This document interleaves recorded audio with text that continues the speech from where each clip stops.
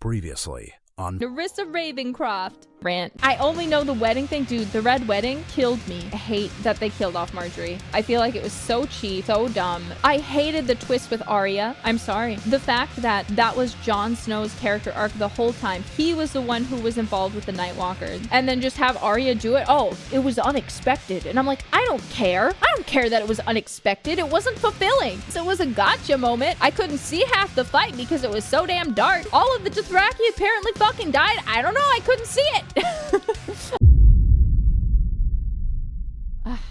don't know.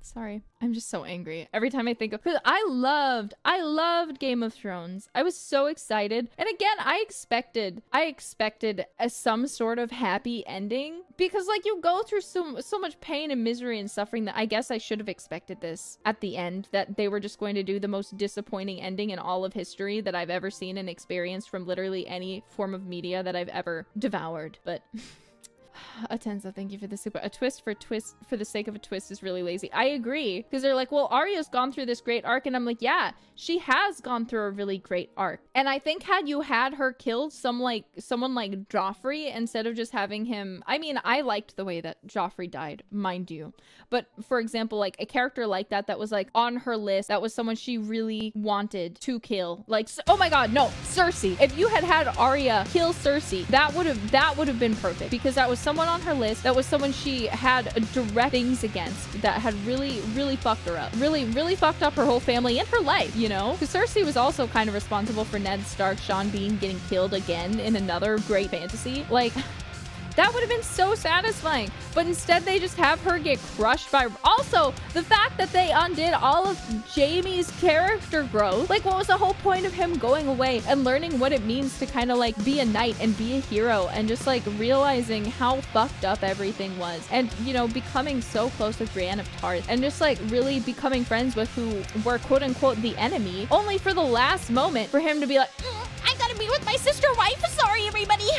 I gotta save her somehow. I can't let Cersei be alone, even though I haven't really cared about her for the last 3-4 seasons. Gotta be with my sister wife. Like, what the fuck?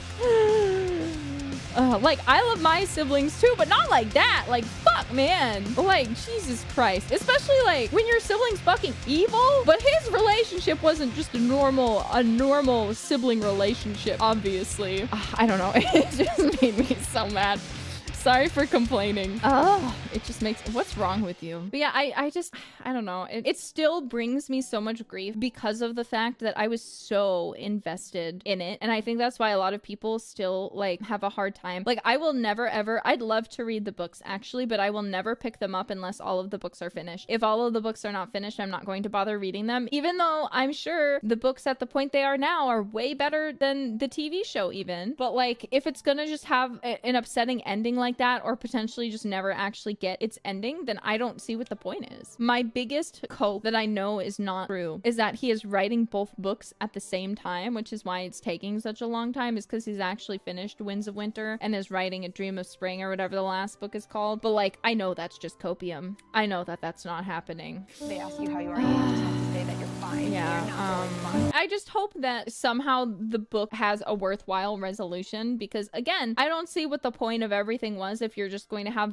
the most depressing ending of all time, where everything just feels like, oh, everything just feels like a gotcha moment. Like, oh, Bran's king. It didn't see that coming. Bran, this character I haven't really been that invested in the whole time. I was more invested in Hodor than Bran. Like, genuinely, I was more invested in Hodor than I was Bran. So why the fuck would they be like, Bran is king? I'm like, huh? Like, again, for a fulfilling story arc, I think either Daenerys or preferably Jon Snow, whether he wanted it or not, would have had to have been on the throne. That's just how it is. People love stories, and who else but Bran the Broken has the best story? Exactly. When they said that, I was like, fuck you. Absolutely fuck you. I was so frustrated. I'm sorry, I'm just like ranting about like fantasy now. I don't know what's wrong with me. It just made me really mad, because like seeing when he was like, Gandalf should have stayed dead because he had such a good death scene. I was like, yeah, but that's what made it have so much more like emotion when Gandalf came back, is because I was like, oh fuck, Gandalf is dead. Like, I remember seeing that for the first time and I was like, no. no, they killed the wizard. And I was like, this party is clearly lost. And even when you read the books, you can see that too. Like Aragorn's like, I'm a leader, but I am not Gandalf. I cannot lead this party. And you just see how lost they all are. And like, when you look at the context, you're like, literally, he's like an angel. And the god of the world was like, you're not done yet, and sent him back. I'm like, it makes sense. It makes so much sense. Yeah, it was a subversion of the good men always die trope. Exactly. Like, you expected him to be gone, but instead he came back, and you're like, Gandalf, he's back. He was always a little, I know, I'm just simplifying it. But like, it meant so much that he did come back and was even more powerful. He got a buff. He destroyed the Balrog. He got resurrected as Gandalf the White. Like, let him cook. He was cooking so hard with that. Because yeah, usually when Boromir died, he didn't come back and he had a cool death. When Denethor died, he didn't come back and I mean, in the movies, he walked off while he was on fire. Like, it was really good. The point is, it was fucking good.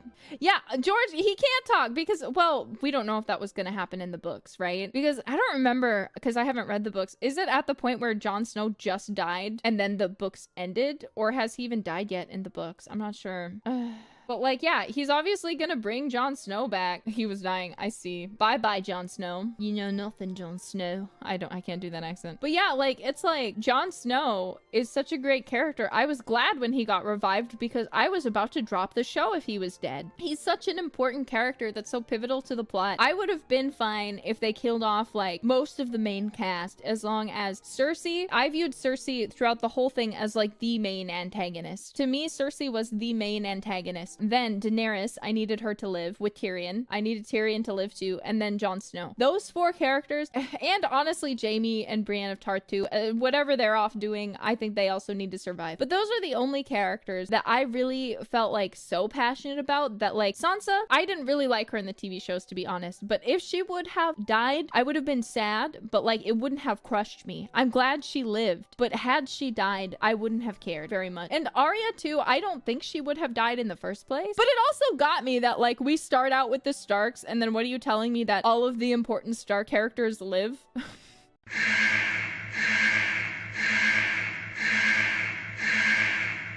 Both Sansa, Jon, and Arya, who are always the pivotal ones. Like, meanwhile, all the other ones, basically, they never tell us anything. They never care about them. They never show us anything. But all of them get to live. Every other major character dies. I'm like, okay, all right.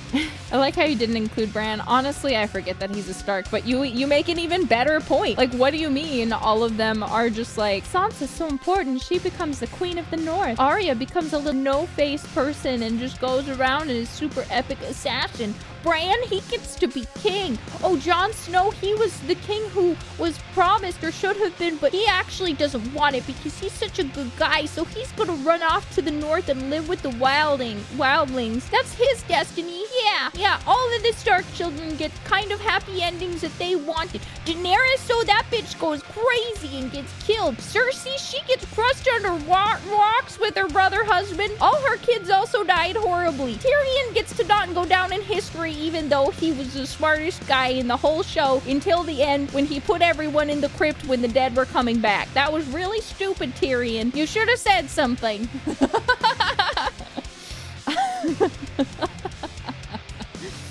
Don't ask who I'm impersonating. I actually don't know. I'm just doing a dumb voice. Who is this? Me. Until the end of the shows, writers took everything instead of the... Yeah, I don't know. It was just bad. It was just bad. Okay, it was just bad. Hit that like, leave a comment below, smash that subscribe button, and ding that notification bell so you never miss a post, a video from me, Nerissa Ravencroft.